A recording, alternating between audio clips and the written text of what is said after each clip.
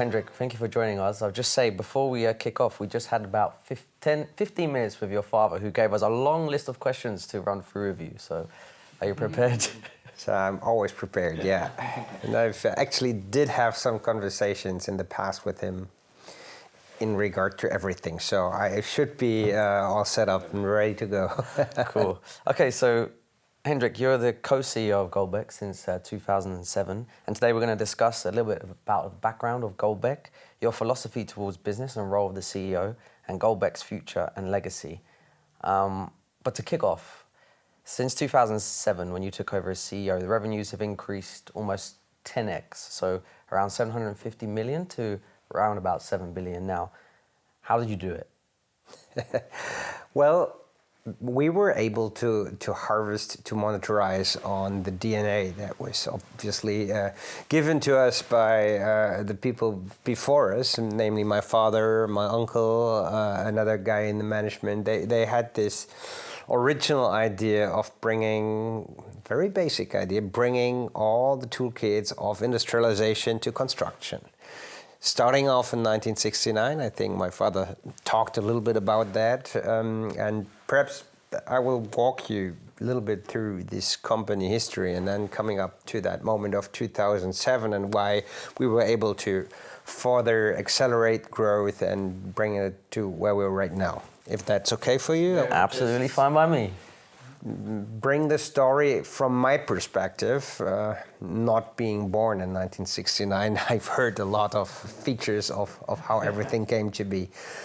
And the origin was in 1969, my father actually emancipated himself from his father. They had a small, let's say, metalworking craftsman company. And basically we were talking beforehand about those people telling you, no, we will not change it. We've always done it like this. And that is what my father heard in the 1960s in terms of we will keep on doing our business, producing individual metal parts like we've always done. And at some point of time, my father said, stop, we have to bring something from what I learned in university, something from an effect that had been around the globe already 200 years and more, which is industrialization. We have to bring that to our archaic industry because it's not working in this industry. This industry is still amazingly sequential, both in preparation, pre-construction, all sorts of architectural and engineering processes, and then, of course, on the construction side, because once you enter this construction side in a, let's say, trade-by-trade organization, it's basically the British philosopher Thomas Hobbes is entering the stage and declaring the war of all against all. And that's just not efficient at all. So what if you could change it, bring it more collaboratively in a smooth, one-stop shop way? That was far later something when we really were able to create this business model and transfer it into reality. But in between, it was step-by-step evolution. Taking it from the beginning in 1969, where my father founded this company with 7 people, and it was just like the idea, hey, I want to produce metal elements, steel elements in an industrialized environment with the process flows more industrialized, more automated than the rest, which was highly handcrafted manufacturing. That implied I have an idea of what elements are recurring, and I can sort of organize my process flow in the industrial environment for that. But doing that, you're still very much at the back end of the food chain, because all the smart people define on actually how your elements shall look like that you produce. And then perhaps they speak with you before and say, okay, I understand you can be more rational if you do it that and that way. But Normally, you will not be even able to speak with them. You just have to answer to what somewhere in the market is defined in terms of what is the need, what is the demand. How can you change that? Now we're already in the 80s, or let's say late 70s. You just transform, you just add value to what you actually deliver. So you come from elements, steel elements, to structural systems at some point of time, because you have more value. If you have this value anchored in the mindset of some engineering or architect offices, they might think, hey, wait a minute, we can express this customer's needs within the structural system of this Goldbeck company, perhaps. So they can start thinking in systems when they know you. That already implied a massive organizational decision, going decentralized. In order to be in the heads of the customer or the service providers of the customer, meaning like the architects and engineers, you have to be close to them in the initial stages of design stages of a project. So that was a very essential part of our company origin, which means decentralization. So we started founding the first branch offices.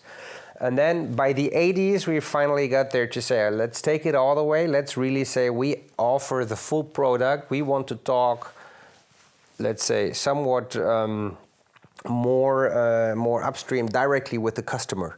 So in order to do that, you have to be decentralized, and you also have to have the skills of the engineering and design offices. So being able to realize wait a minute, what's the customer's need really?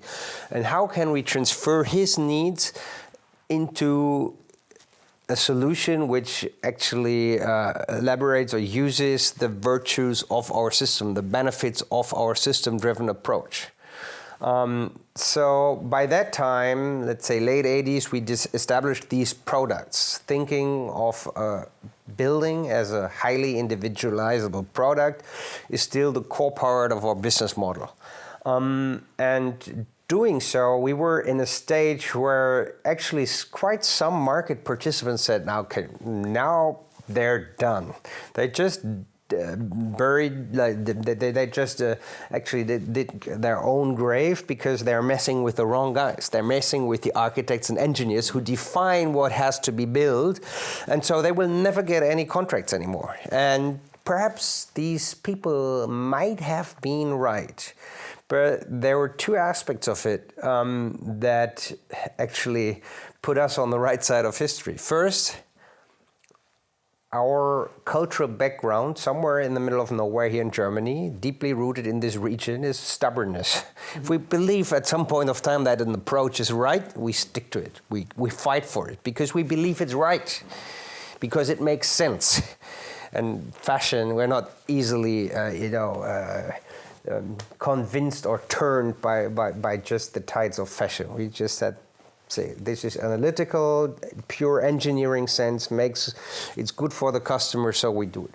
And the other thing is this magic ingredient that a lot of important managers do not so often talk about, which is the basic principle of luck.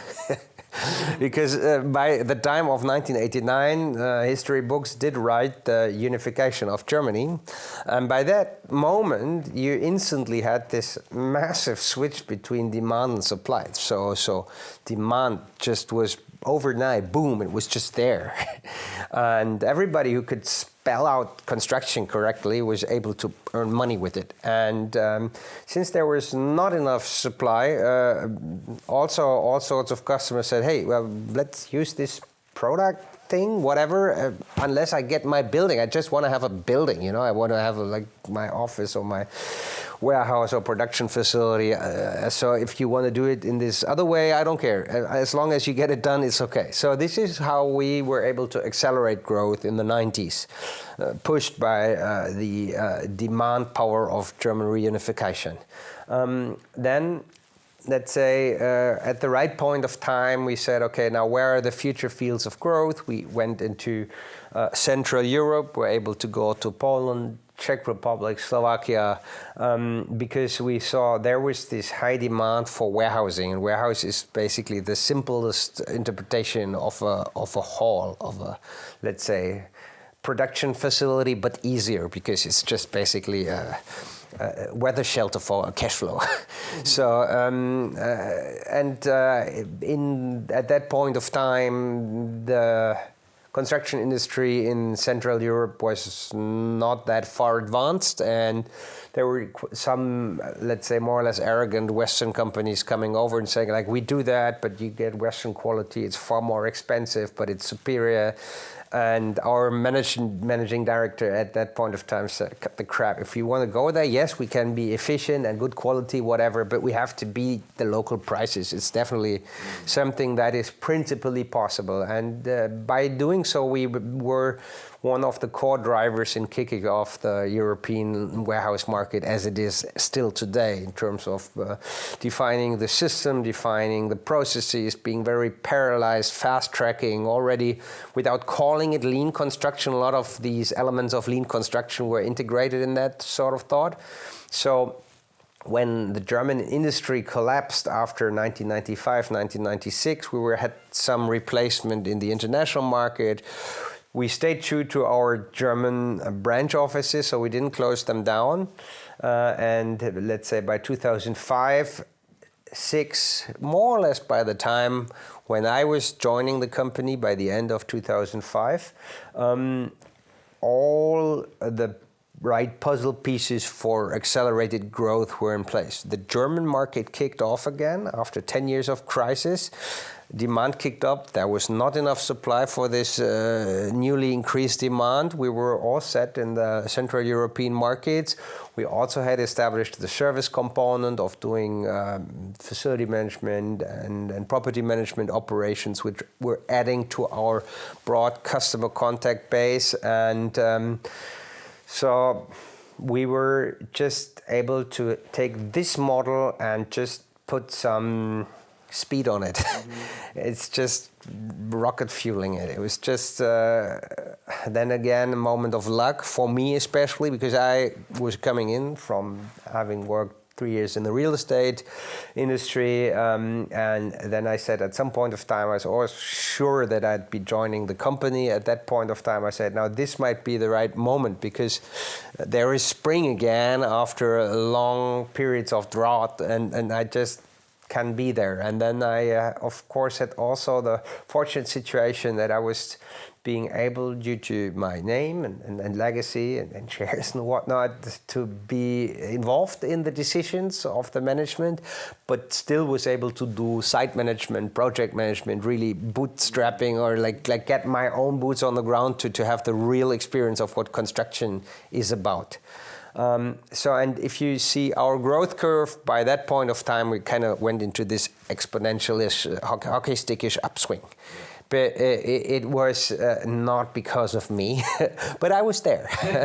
I wasn't harming it, let's say, put it that way. No, I think I was able, together with the management, to really say, okay, now it's our time, let's be courageous, let's be bullish, let's not get stopped by something like these tiny things like a global financial crisis, because in 2008, of course, there was few weeks where we just said, okay, now we just decided to actually go for our biggest single contract company investment by investing into a new concrete factory in Hamm in Germany, greenfield. And I said, when opening this company, I said, perhaps at some point of time we can be 100 employees here. I don't know how many hundreds are there by now. So, but it was the right decision to be anti-cyclical. That is also a result of this stubbornness. We just said it's a good idea to also expand our basis of production facilities. We switched from only steel construction also to concrete elements, from concrete elements to, let's say, create some hybrid elements like load-bearing wall elements, where we unify steel elements with windows and doors and concrete. And we switched. We also created the power to produce facade elements, whatnot. We might be doing the same at some point of time with timber, let's say, where we're open, but that was also in that point of time always being at the right point of time courageous. Then at some point of time going more international.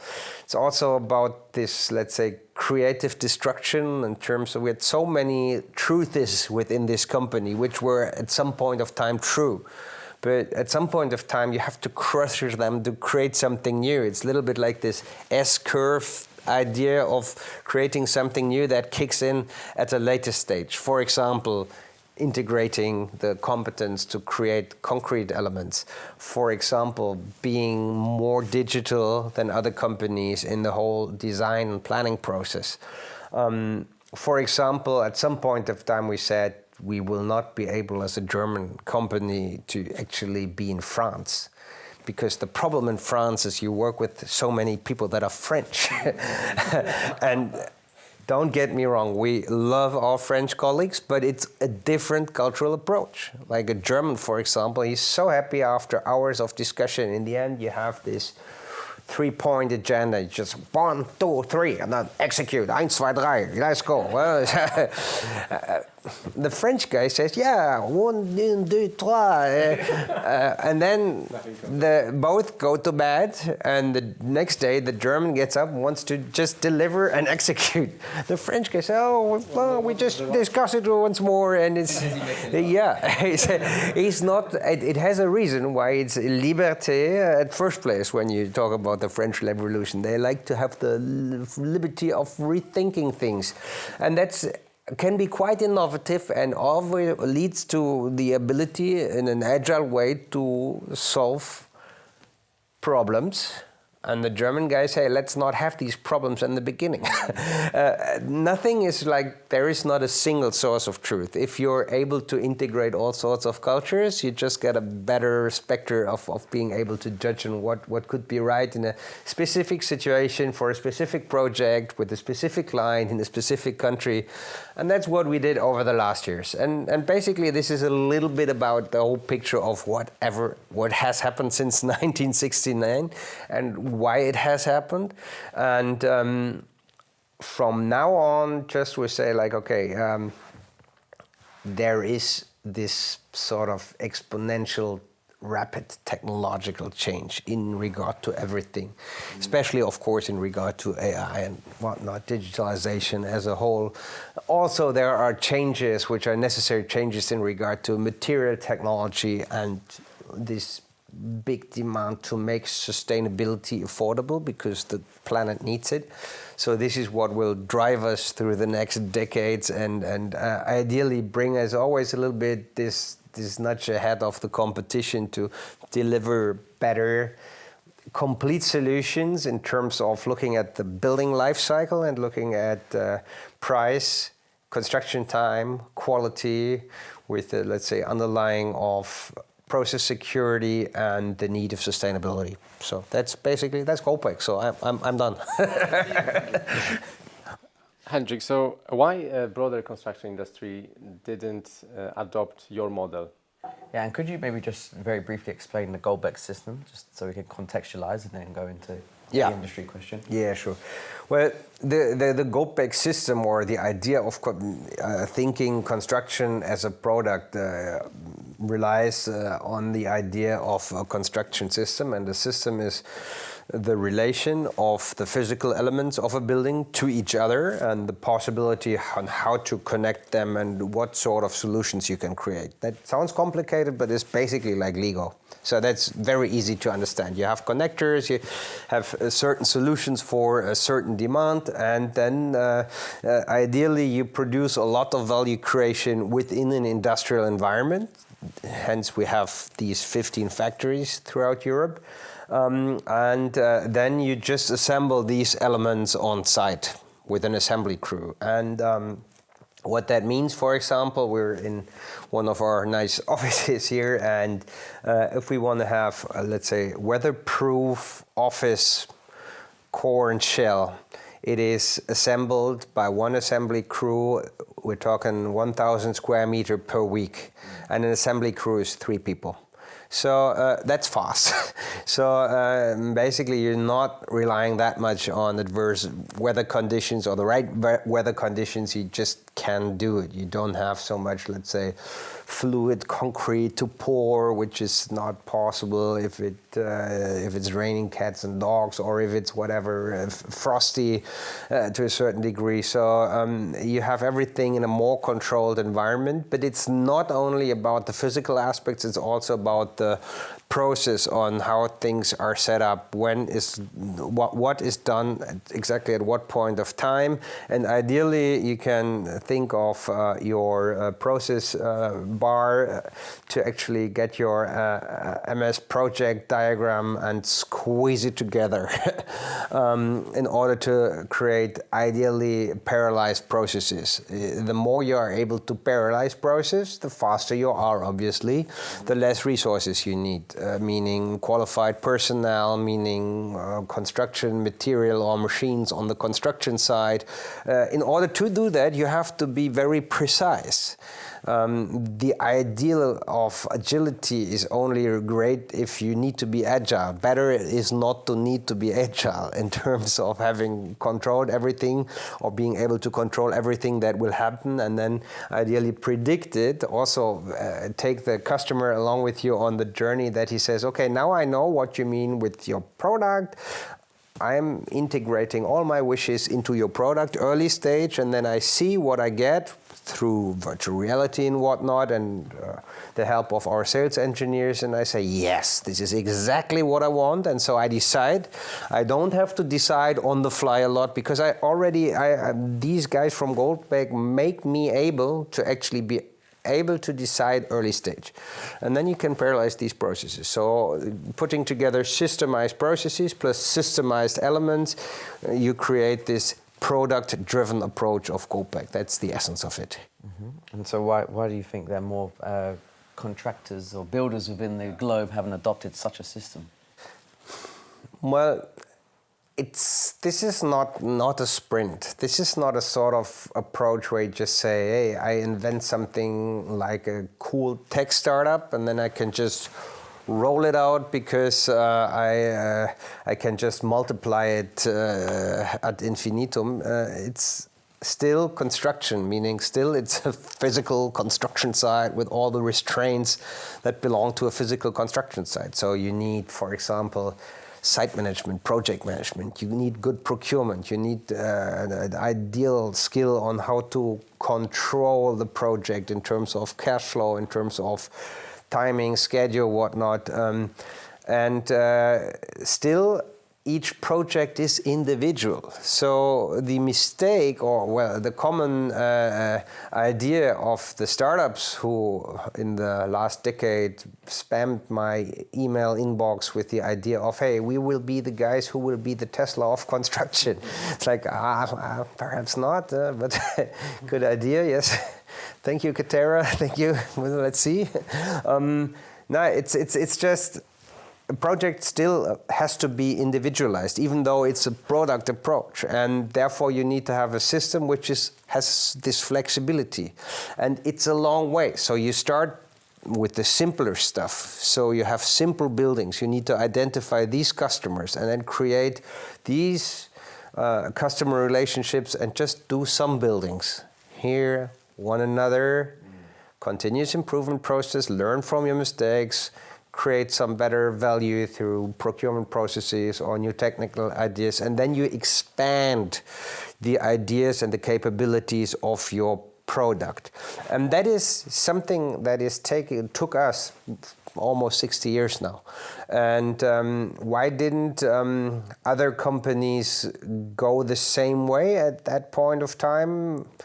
Well, there are, as I explained earlier, a lot of adverse conditions. So the people in a classical way that define how the journey is going, they don't like the approach, because if you offer a lot of the value creation that is inherent in a building, others perhaps are not able to participate as much of that cake. So they will try to get you out and disclaim that you're basically bad for construction, for urban culture in terms of architecture, or that you're not individual enough and whatnot. So you just gotta stick to that and keep on doing it. And you have to commit also, nasty thing, to be asset heavy, because that is what we were born asset heavy.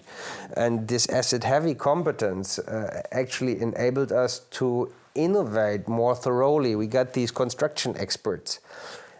after the Katera incident that the construction tech community knows, a lot of startups said, we know what was the fault. It was they were asset heavy and you can just buy the stuff somewhere else and we just do it asset light and then everything's cool. Everything was not cool and they didn't succeed with that. So you should have your pace and you need patient money and then take it step by step. Then it works.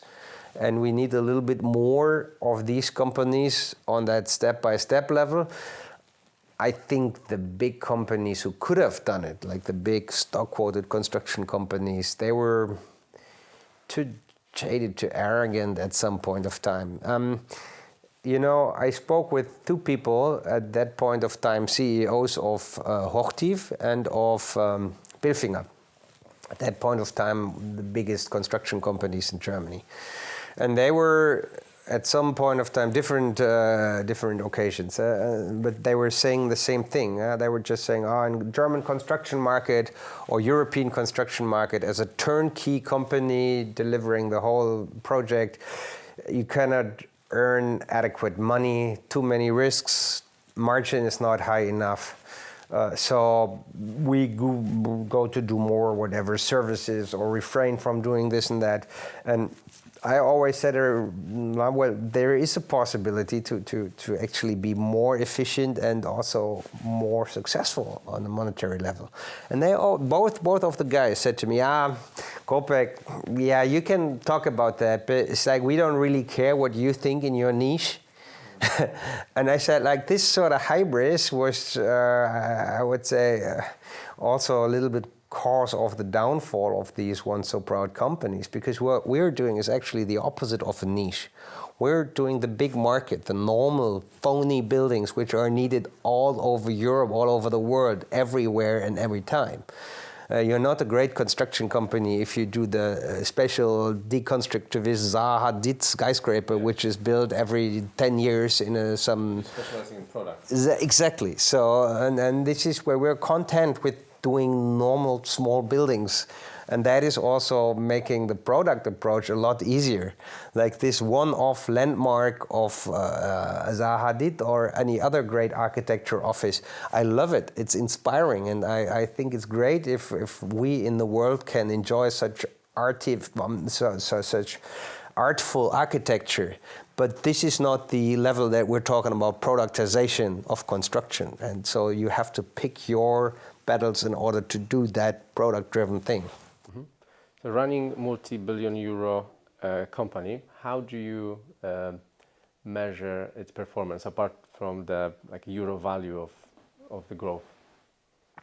That's quite a challenging question. Of course, you grow and you have yield in terms of final result, bottom line.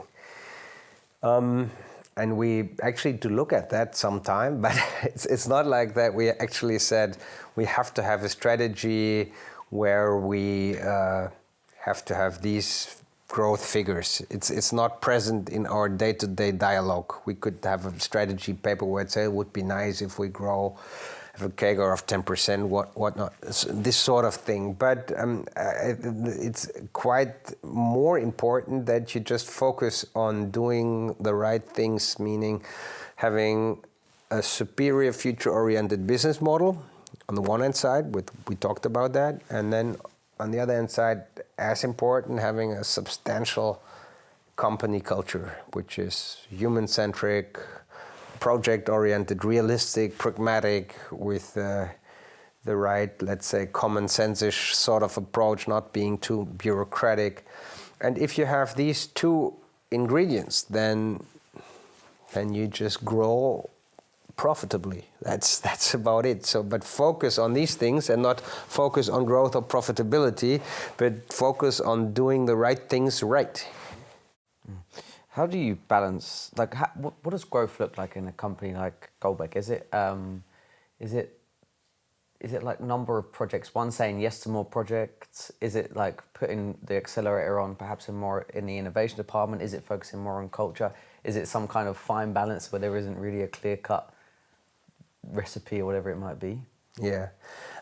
In terms of growth, I think it's quite important to define your vectors of where do you want to have offense play, where do you really want to foster the development of your products/markets. And that means for us, for example, some years in the past we decided, yes, we destroy our company truth that we're a commercial construction company. We're not doing construction for the resi market. We switched that, and now this is our fastest growing product for multi-level affordable resi. That's the core driver, where we just say we rooted system-based, where we just said we want to kick this sort of market exploration or evolution off with. Then we have the, let's say, public sector as an important customer group, where we now do a lot of schools, fire brigades.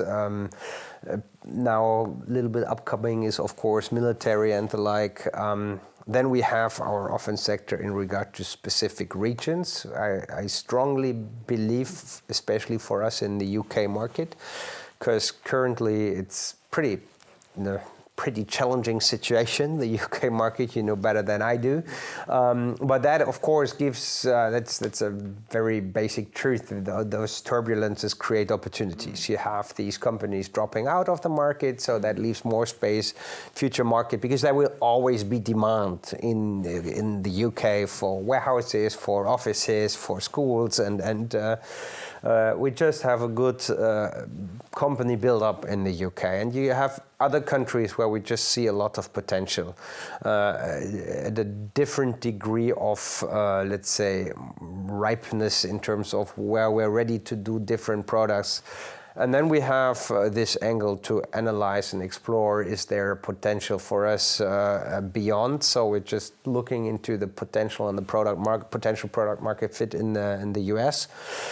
But we haven't decided yet, since we're not finished with our exploration phase. Like at the end of this year, we'll just say, okay, we will do it with this product in this region, with this partner, or not.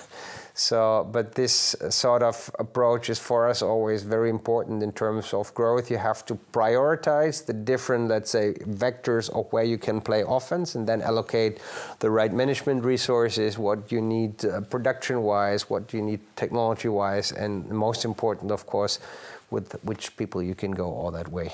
Mm-hmm. So having expanding continuously throughout the years, like what's the most important ingredient of successful expansion? I think we have now proven that there is not this one silver bullet thing. I know that, of course, if journalists and so on ask me, they always want to have this condensed truth. It's like, we'll never be there, will never happen. It's always, let's say, amorphous. It's like this different products, different markets. So this is always the situation. Okay, how can we concentrate our energies on the right things? So. Unfortunately, I do not have that silver bullet with me, but the mix of different things is always as silver bulletish as can be, because if you have a portfolio of trying things out, at some point of time, some things will be hitting the nail on the head, and the others will just, be scrapped. But you cannot predict it. I mean, I can build you a DCF for an innovation that will prove that this innovation will be the most successful ever, or the shittiest thing in the world. It's very easy to put and underline it with argumentation, with statistics, with data, and so on. So the unfortunate thing is you always have based that on something that will happen in the future, and there is still no substantial market for credible crystal balls here. So I don't have one either. So let me stay on the future for a second. So when you're thinking about the future, what factors are you looking at when assessing Goldbeck's future, looking at the future? Mm-hmm.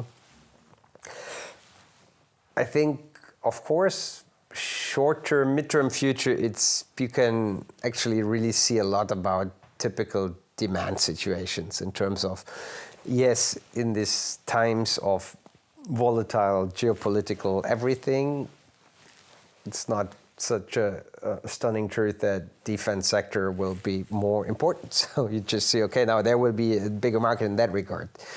where the important players are these more official players or these private companies, and so how can you get a hold of them, that you can do that a very, let's say, operational way to work on that one. If you, same thing goes for markets. If you just say, okay, British market is pretty much in the economic valley as of now, everything is cyclical, so there will be an upswing again, so it just better be there in the valley than you're there when the upswing comes. Next thing is, if you look at it more, let's say, strategically, you have to look at technology to see what really could make a difference in regard to technology. And if you just look a little bit about the capabilities of AI, you know that it will eat up a lot of the tasks that are currently performed in the pre-construction phase. Just everybody who's involved in all sorts of engineering and architecture activities should ask him or herself, what will that mean for us? Because a large part of the, let's say, design process from initial design, where a lot of progressive architecture companies are already working immensely with AI, for example, HWKN in New York, German guy Matthias Horwig is really focusing on what to do in terms of smart design architecture with AI. But then, of course, everything related to execution drawings, workshop drawings, whatever, can be derived with the help of a rule-based system, which fortunately we have, plus AI. It's not usually just the one thing. And of course, that leads to massive changes within the value chain. And we have to be aware of what will be happening, because this will create our future growth. We have to just have step by step, what does that mean for these guys? What does that mean for this product? What does that mean for that market? And this is a constant process. So yeah, that's our basically day-to-day work. And then together with Fabian, working on that with our technology department, also in terms of what's realistic. What can we possibly think of is feasible in 3 years, 5 years? Where will be the long-term journey in 10 years? So you got to have this look-ahead windows in terms of the different degrees of what you can and want to tell your people where the future will be in, and then get the right people on board. Very important in terms of future growth due to technology is always to see this degree of realism, and this is why it's quite important to always integrate people from the day-to-day life, the normal site manager, the normal architect, designer. They know the normal projects and the normal problems they are facing in normal projects. And then you can come from pain point to payment. That's always like this journey where you just say, okay, where's really the problem that we can address with the new technology? How can we create less pain, and in the end, how can the process be smoother, the customer value bigger, our costs lower, and so on. So sticking on this technology point a bit, I'm very interested, Hendrik, to hear your views on where you see the solution for the labour crisis that currently exists within the construction market. Obviously, you see all these cataclysmic stats about people retiring, there's not going to be enough labour to deliver on the workforce. So I'm just interested in your view as a general perspective. Yeah, I think we left this cataclysmic sort of approaches because it's really straight in the direction of our business model, because the idea of this product-driven approach is to have a lot of the stuff that is done in an individual project manually, like brain work or physical work, being done pre-solved by algorithms, by pre-thought systems, and then by prefabricated elements. So basically, the more you go into this industrial product-driven automated approach, the less people you actually need. Or the performance of the people is more being focused on quality surveying, on individual creativity. So it upscales the value of the work of the people involved, but you need less people in the end. So, but I would never use that to scare any of our employees, because we always did grow so much that we found other fields of activities for the colleagues. So I think it's a favorable setup for those who actually think construction in this new way and do not rely on, let's say, the typical old processes. So you think this part of the solution lies within systematic construction, the Goldbeck way? Yes, but this is why we do it. What particular innovations within construction are you most excited about? I just talked briefly about AI. I think the future of design, a lot of it will be prompted, where you just can articulate your need as a customer, and then with the help of this systemized backbone and some perhaps system inherent default parameters, you can derive a sort of accessible model in terms of VR model, so you can walk through it with the customer, and you can really visually work with the customer and your experts to actually create this sort of approach that he actually strives for. So you can extract his needs. Usually the customer doesn't really know what he really wants, but you can extract this knowledge, what he really wants, with him in this field of, let's say, AI-driven, prompt-aided sort of design in future. That will be a game changer, because it will not be only the customer knows somewhat more distinct and feasibly what he will get, but it also, of course, cuts the whole sort of pre-construction phase by like months. And of course, if that then communicates also, which will happen at some point of time, with the whole regulatory universe in terms of permitting, and is always checking, hey, what I'm doing right now, is it permittable on that site that I actually am looking at?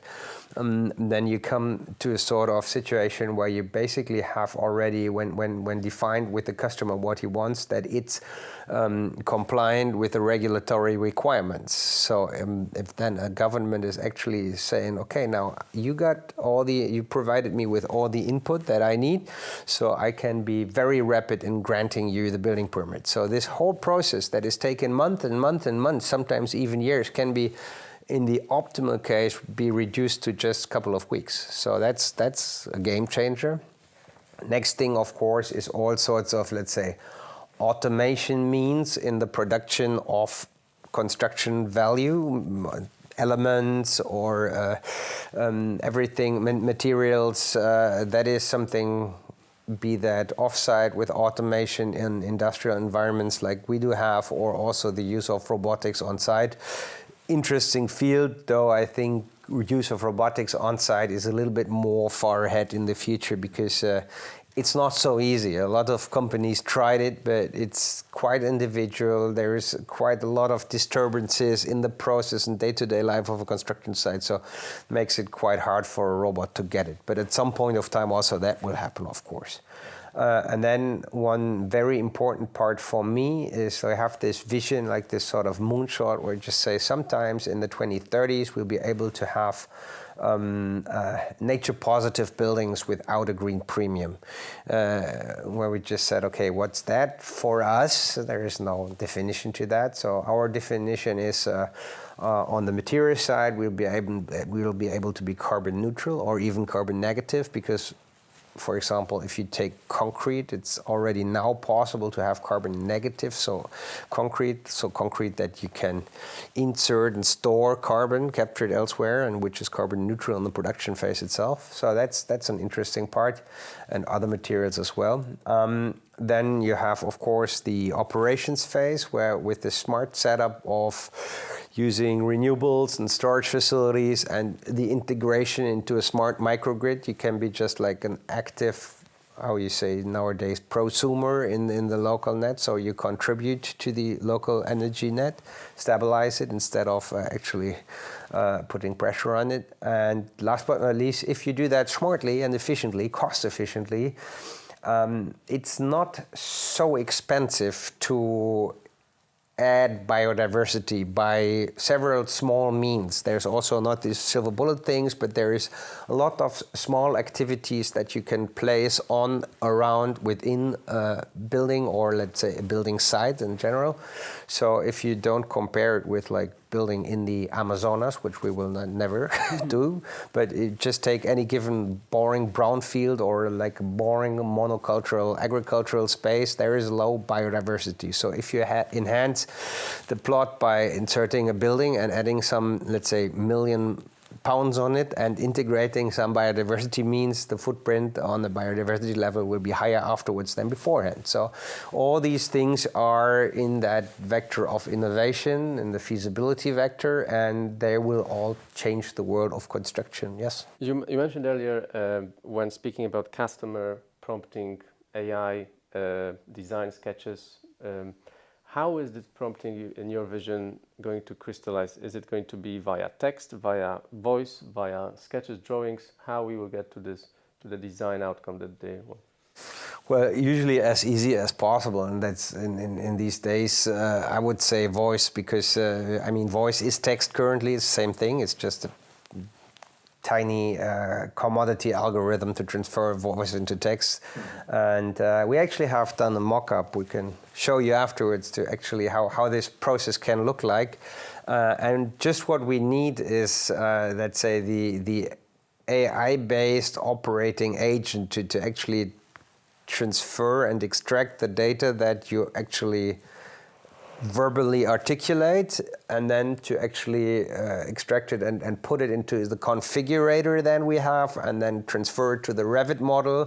From the Revit model, transfer it to, let's say, some sort of Enscape VR environment, and then we have our own transfer or connection with the cost estimation process. So we can just say, okay, if I just paint the ceilings white, what would that imply? First visualize it to me. Yes, I like it. And what would that cost? Okay, it has £40,000 extra, and so on. So this sort of situation is not Shangri-La. This is not Captain Futureland. This is, as of today, principally possible. We just have to tie all the means and the ends together, get the AI operator on it, and in the beginning, let's say in 2-3 years, it will be very basic in terms of who can articulate what, and to give the prompt commands, what is the power of it, and what's the limitations will be rather big and the power rather low. But that's always how things start. And then you will pick it up, transfer it from whatever, a car parking solution, an MHCP that we currently have as this sort of base case, showcase scenario for this, and then transfer it to other products. So that's an evolutionary way. Beautiful. Okay, I want to ask you about how you keep a company of 11,000 employees? 13 currently, 13. But and counting as... Okay. The people matter, the number doesn't. So how do you keep all of these people aligned with the vision of Goldbeck?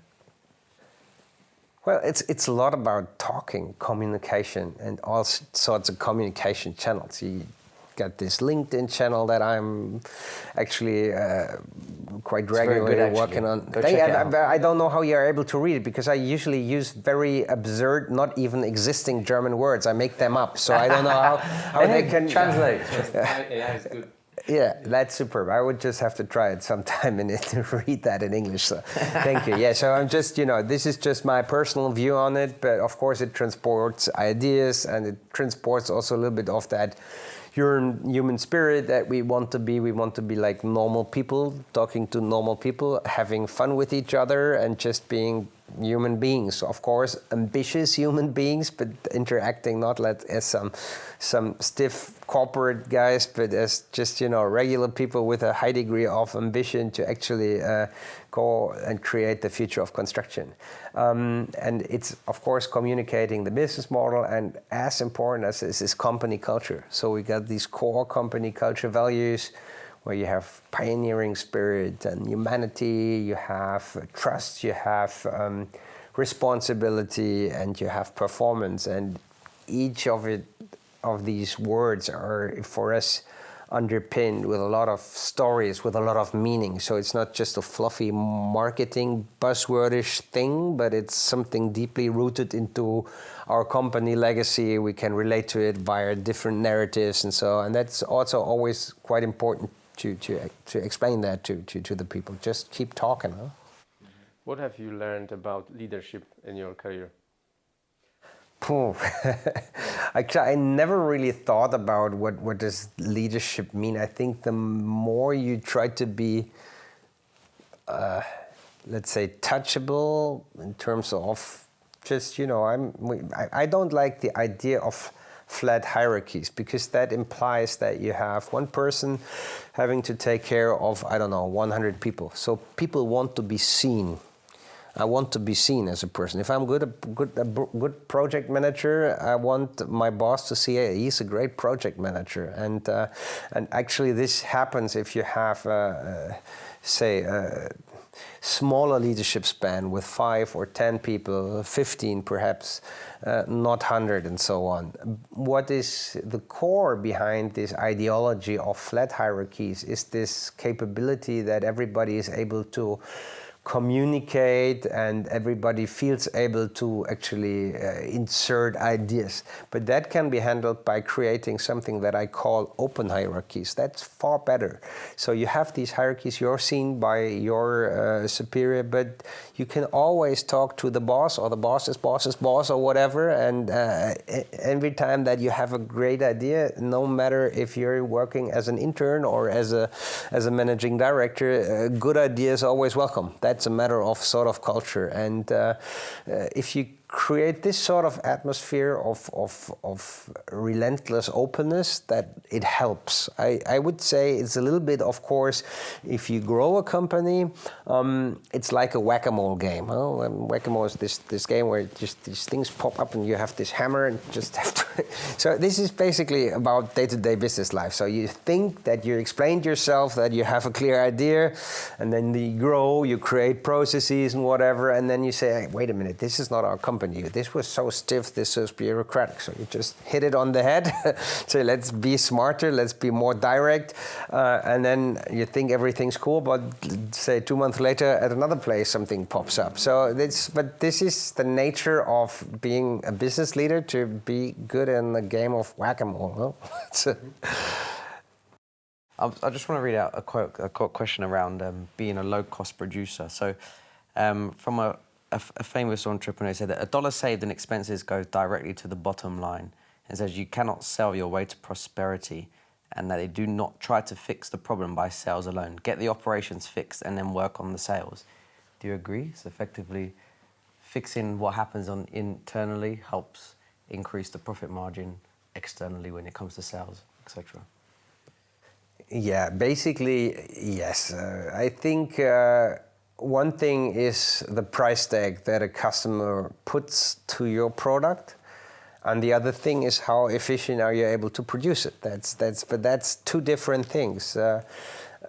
Not so rarely a customer actually is amazingly happy if we have a very decent yield on the project. So you'd think, if you earn good money as a construction company, the customer feels ripped off. Well, first of all, he doesn't really know what we earn.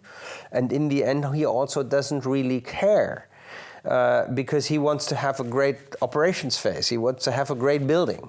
So ideally, it's about meeting what the customer wants to have. And then if you're just great because you just have a good business model set up, your margins are higher. I think also this inner peace, but let's say sovereignty. If you talk with the customer, if you know your project is way above the water, it's way profitable, he goes, well, this is wrong. And so, well, you decided to be wrong. Well, you will not tell him that. You just say, yeah, was due to this and this decision, but don't worry, we will fix it. He will know that he was also causing this situation. He will cherish that you are fixing it, so it just leaves you more playing room, more headroom for your own possibilities there. So I think that's always a situation to have your cost structure superior to others. It's also a situation when we just have the situation as this, I would say, OEM. We're like a car OEM, and then we just say, okay, now we buy 2,000 elevators. It's just typical in most of the industries. In construction, you're already a big buyer when you buy, let's say, 10 elevators for a big project. But once it gets down to buying 2,000 elevators at once, and the guy on the sales side of the elevator company knows he walks out of that room either with a zip or with 2,000, that makes a difference. And for the customer, in the end, it doesn't make a difference, because the elevator, if it's according to the specified demands, is the elevator. And just because you have a more professional procurement process, it doesn't mean that it's one tiny inch better or worse. It's just more professional. Mm-hmm. What would be your advice to construction technology entrepreneurs? Well, first of all is looking, are you addressing a real pain point, and where's your market? Where is the pain points? How is your market evolution of your customers? Where will your customers be in the future? So it's not like this, once again, this silver bullet thing. There's this one single truth. Have a very broad radar screen, and then really check what is the real question that you answer. A lot of construction tech, or I would say tech in general, tech startups that fail have great solutions to situations without a problem. And that is a situation where you say, okay, am I really addressing something valuable and valid? And then is, of course, how can I get into a situation to get me as fast in this sort of thing, in a massive confrontation with the real reality. If I've discovered these pain points, let's get myself to be on that construction site, so I really see where these guys, what these guys are facing. Because otherwise you will invent and do and whatever, and you say, yes, it's a great solution, but I know these final things that we really need, they're not included, tech company. So I'm sorry. And so this cooperation with all sorts of open corporates, for example, like us, that's always a good thing. If you have something where just we can deliver you use cases, POCs, whatever, and we profit because we have great young people with cool ideas, and you profit because we can help you with facing reality. So, and this symbiosis is always good. I have one last question. Like so you mentioned earlier moving into different markets across the globe. Like, what are some of the strategies and tactics that you have to use? I think you touched upon partnerships with other contractors, perhaps local to the market. How do you expand, and how do you decide where to place your bets, and then decide, actually that didn't work, let's reevaluate? Mm-hmm. Well, first of all, core market for us also, let's say in the next decade, will be Europe. That's where we're at home, and we still have, let's say, an infinite market out there where we can grow a lot. Sir Michael Porter at some point of time said, I think as long as you do not have 70% of market share within your core market, forget about going elsewhere. Mm-hmm. I think, of course, that's a little bit polemic, because 70% is just far too high, and so whatnot. Yeah. But the core idea is like, know where your excellence is, and then be sure that this excellence is there, and then the more you're sure, the more you can think about new adventures. And that's always, of course, a good hint in regard to your own prioritization. Then it's analytics. So we just checked embarked on a, let's say, global screening, which could be global markets, what are restrictions, what are typical no-go situations. For example, it wouldn't come along so easy for us to go to North Korea in many regards, so we just don't really pursue that further. So, and a lot of other countries actually are not 100% the same category, but as, let's say, distant as from now. But then, of course, it's market sizes. It's, for us, our business model, we talked about that, is also, of course, favorable for countries where you have high labor costs and labor scarcity. So typical developed markets are just somewhat more reasonable for us than typical low-cost markets. And then, of course, it's about the future development. For example, there's one, for me, very interesting market is the Middle East. So if you look at the United Arab Emirates, they have a very clear set of ambitions of where they want to be in the next 10 or 20 or 30 years. And they want to develop an industry which is post-fossil at some point of time. Still, currently, its labor costs are rather low, so it's not that part of the equation doesn't match up. But speed is of essence there, quality is of essence, and at some point of time, of course, this labor cost thing also there will shift a bit. Yeah, we evaluate the different markets for us. We currently said North America will be the next tryout, and then we just see what's the setup. You just talked about possible cooperations with other GCs. Yes, I think going to a saturated market like the US, it would be quite reasonable to think of in a JV, because acquiring a company is quite expensive, and doing it all on your own, well, you open up a vast possibility to actually make serious mistakes, which are quite painful.